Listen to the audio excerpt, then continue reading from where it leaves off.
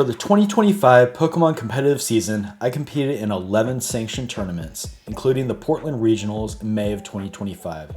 Despite putting in the work, I walked away from the season without a single championship point. It was a humbling experience, frustrating for sure, but it also lit a fire. Today marks the beginning of a new chapter. I just finished competing my first challenge event of the 2026 season, and this was no soft launch. The challenge was a stacked field of locals. My oldest son was there. He always seems to have an edge in our competitive matchups. Also in the mix was a local player who went 3-2 at the Portland Regionals, and another who cracked the top 20 at NAIC 2025. So yeah, the competition was real. When building my team for this challenge, I wanted to start with two core Pokemon. My 100% best buddied rank 1 Tinkaton for Great League and Galarian Moltres. Tinkaton has always been a fun spice pick since completing the build. The Galarian Moltres brings potential with its typing and pressure. Using PvPoke, I started to fill the gaps, looking for coverage, type synergy, and ways to plug weaknesses. The initial lineup came together as Tinkaton, Galarian Moltres, Shadow Diggersby, Shadow Primeape, Unova Stunfisk, and Blastoise. But on the morning of the tournament, I ran a few scrims, and that's when things started to shift. I realized Tinkaton, while tanky and spicy, didn't apply enough charge move pressure to force shields or swing matchups, and Shadow Diggersby, while spicy, couldn't hold up to the meta's faster threats and lacked bulk that I needed to close, so I made some critical swaps. Tinkaton became Tinkaton, giving me more charge move pressure while leaving that Fairy Steel typing utility. I replaced Shadow Diggersby with my rank 1 best buddy Diggersby, sacrificing the raw power for much needed survivability. The final 6 I brought into battle were Tinkaton, Galarian Moltres, rank 1 best buddy Diggersby, non-Shadow, Shadow Primeape, Unova Stunfisk, and Blastoise. A mix of fast pressure, safe swaps, and bulky closers. Not meta breaking, solid enough for a stacked local field though. My first matchup of the day was against Caleb God 1234567, my youngest son. His team was full of pressure picks: Ariados, Wishcash, Galarian Farfetch'd, Primeape, Feraligatr, and Mandibuzz. When I saw the team preview, my initial reaction was concern, serious concern. His Wishcash in particular looked like a huge problem for me. Between the spammy mud bombs and decent bulk, it threatened a good chunk of my lineup. My Diggersby, Unova Stunfisk, and Tinkaton, even Blastoise, all had uncomfortable matchups against it. None of them could cleanly handle it without risking disadvantage or chip damage. It was one of those Pokemon that could quietly win the match just by sticking around for too long. So the challenge was clear: manage Wishcash or lose the matches. I had to think hard about the alignment, shield discipline, and keeping pressure on. With that in mind, here's how the matches unfolded. In game 1 against Caleb God, of course he brings a Wishcash, the one thing I was afraid of, and it was matched up against my Tinkaton. So that I had to quickly swap out. My safe swap there was Galarian Moltres, and he counters with his Galarian Farfetch'd. It was actually a favorable matchup for me, even though he was putting fast move pressure on me. He comes back with the Wishcash. I'm able to shield here the Scald, because I know I really need to keep this Galarian Moltres around. Benefited me that he had the Primeape in the back. I know the counters put a lot of fast move pressure on the Galarian Moltres, as well as the Tinkaton with the steel typing, but we were able to get shields down and just kind of work through everything and just kind of make everything happen, which was really nice. So we were able to here just to keep chipping at the Wishcash. We've got a full Primeape here. We just go for the Rage Fist to get the KO, and we took game 1. Game 2, we queue up, and you know what? The same thing happened. We had Tinkaton again on the Wishcash. It was almost, and then he went right to the Mandibuzz. So this is also a favorable matchup for us in the 2s. We're able to just keep chipping away with the fly damage. I know it's bulky, the Mandibuzz is, and it can take the hits, but they really start to add up in a hurry. I did use a shield because I wanted to make sure that I was able to keep it around in case I need it later on, especially knowing that the Wishcash was there in the front. The big question was, what is in the back? That's a fun game that I do not like to play all the time. So we're sitting here, we're just trying to chip away at the Wishcash, so we bring in the Primeape now with shield because we know we're going to need the health. The health is critical. he got the debuff on us. So I go ahead and swap out to clear the debuff, and then we instantly throw the fly, which was able to draw a shield. So then we throw another fly here to take the last shield. Now it's just the Ariados against the Primeape and the Galarian Moltres. So you'll see here, we'll just kind of work it down. We're able to get the finishing blow there. Round 2 was a special one. This matchup was against my oldest son, who plays under the name Johnson Boys 11. Now let me tell you, he knows my playstyle better than anyone. We've had countless practice battles, and he always finds creative ways to find win conditions. His team for the tournament was Shadow Lapras, Shadow Primeape, Mandibuzz, Galarian Corsola, Golisopod, and Shadow Drapion. Based on our past experience, I had a strong hunch he'd be leaning on the Corsola and the Primeape. Those are two Pokemon he's always piloted well. Corsola for its sheer bulk and coverage, Primeape for its fast pressure and aggressive play potential. Unfortunately, I didn't get a screen recording of Game 1, but here's how it played out. He led Galarian Corsola into my Galarian Moltres, which immediately put me in a favorable position. He swapped into Shadow Primeape, which I responded with Tinkaton. That matchup gave me enough time to gain momentum from there. I leaned on Diggersby and Moltres to handle the rest of the cleanup between his final Pokemon, Mandibuzz, and then we finished up the Corsola for the win. From there, the battles only got more intense. Here's how the rest of our sets played out. Alright, so match 2 against Johnson Boys 11. Stunfisk into Corsola. Not a good matchup for us. We try to chip here with the Mud Bomb. Then we switch to the Diggersby. Get 2 quick attacks in, so we're able to get to the Fire Punch quicker on the Primeape and draw a shield. And then right here we call the Rage Fist bait.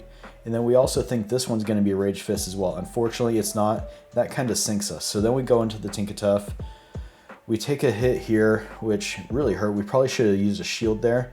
We thought we were also going to be able to get the complete farm down there. So now we're kind of left just Corsola with Tinkatuff, or we're kind of just left really with not much because we got the Stunfisk, which we're able to take out or work down the Golisopod here. And then we've also still got to worry about that Corsola. So the Aqua Jet hits really hard. We get rid of the Golisopod here. But yeah, we're still left with the Corsola, and they've got a lot of health. And yeah, we're not really able just to do anything because they have so much energy built up on the Corsola. So that's how we lost match number 2. We get into a decisive game 3 here though. So yeah, we pick our teams. We've got Golisopod into Galarian Moltres. This is a rough matchup for us, just with the fast move pressure and the X scissors. They definitely hit very hard. So we go for the Brave Bird here. They get the shield, or we take the shield, and then we go straight to the Stunfisk, which we're met with the Corsola again. This is not a good matchup for us. So now we're just trying to wait this out, just trying to chip as much as we can, and still kind of wondering what is in the back waiting for us. That's going to be a big question here. We chip down, we are able to get a little bit of farm with the Moltres, and then we're able to get to a fly here. And fortunately we get the knock here, and then they got the Primeape. So we throw the fly, and then they shield. So now we're left with Tinkaton and Stunfisk. So we go for the Stunfisk. We don't have to worry about getting debuffed at all. So we're able to take, they've thrown 2 Ice Punches, so we take the first Rage Fist. That doesn't hurt that bad. And then we're able to take the Nightshade as well. So then we build up, we're one away from the Play Rough. We're able to get the Play Rough off, and we're able to get the knock there. After that exhilarating match against my oldest son, I found myself 2-0 heading into the final round of the tournament. My last opponent, none other than Toad 43484, a battler with series credentials. He finished top 20 at 2025 NAIC and barely missed his Worlds qualification. So yeah, this was no casual match. Toad's team was stacked with threats: Shadow Kanto Marowak, Azumarill, Mandibuzz, Shadow Primeape, Shadow Scizor, and Cradilly. The moment I saw the team preview, one thing stood out. The Shadow Kanto Marowak was the biggest problem. It had strong matchups into more than half my squad. Tinkaton, Diggersby, Stunfisk, and Blastoise could all get shut down. I knew if I didn't find a way to contain Shadow Marowak, it could unravel my entire game plan. Given Toad's level of experience, I was convinced he would bring the Shadow Kanto Marowak every match, probably paired with a bulkier core like Azu or Mandibuzz to anchor the back line. My goal going into the set was simple: neutralize Marowak, play smart around Cradilly's coverage, and force favorable alignment early. Let's see how it played out. Alright, so game 1 against Toad, he brought what I was afraid of, and it's the Kanto Marowak. We lead though with the Moltres, which he then brings in the Cradilly immediately. So he's trying to preserve the Marowak because he knows it plays really well into my team. We're able to get pretty far down on the Cradilly. We choose not to shield and we take the Grass Knot. Then we go ahead and just farm completely down there. At that point, he brings in the the Kanto Marowak, which we're able to get double Hydro Cannon off to take a shield, and then he also swaps in the Azu. By bringing in the Azu, we then bring in our Unova Stunfisk, which we know that's the favorable matchup that we have against the Azu.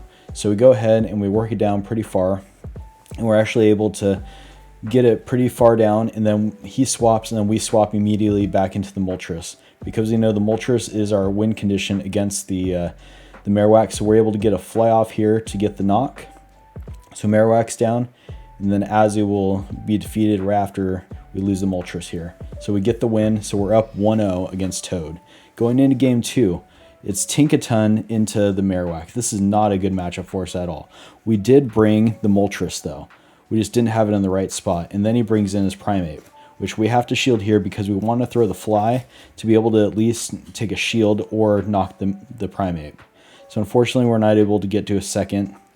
And we're kind of dead in the water here, just based off team composition. Because the Tinkaton, it's a good matchup into the Primeape, but it does leave us with very little health. So then we bring in the Unova Stunfisk, and it's pretty much game over at this point, because we know that he's got the Marowak waiting for us there, and the Cradilly is able to do a lot of just heavy damage onto us. So we just go ahead and we just get farmed down there. Going into the last game, we bring the Moltres, we also bring the Galarian Stunfisk and the Blastoise. So we brought the same team that we did in game 1. The only difference is he did not bring the same team. He brought the same team as he did in game 2. So that Galarian Stunfisk that we have, it's going to be in a world of hurt because it's not going to have the Azu in the back. It's going to have the Cradilly just sitting there waiting for it. So as you can see, we have a similar matchup and it's playing out the same. So we're able to take out the Primeape here, and then it's the Cradilly. And at that point, I kind of know the game's over because I don't have a good answer for the Cradilly, especially with their Moltres being knocked out. So we're able to Mud Bomb there. We're able to get a little bit of chip damage on the Marowak, but it's pretty much just game over for us at that point. So Toad ended up going 1-2 over us. After a hard-fought 1-2 loss to Toad, I finished the tournament at 2-1. But here's where it got really intense. I ended up in a dead tie with another competitor for second place. We were matched on overall win percentage and even opponent's win percentage, which meant it all came down to the system's final tiebreaker, a literal coin flip. And this time, luck was on my side.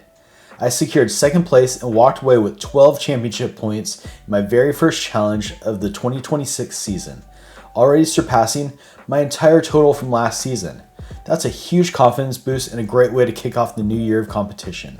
Massive thank you to Reality Games for hosting the event, and shout out to the incredible battlers that made the challenge such a memorable one.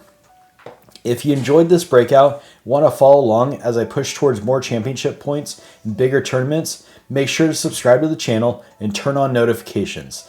I've got more Pokemon Go and Go Battle League content coming soon. Thank you for watching, and as always, good luck in your battles, trainer.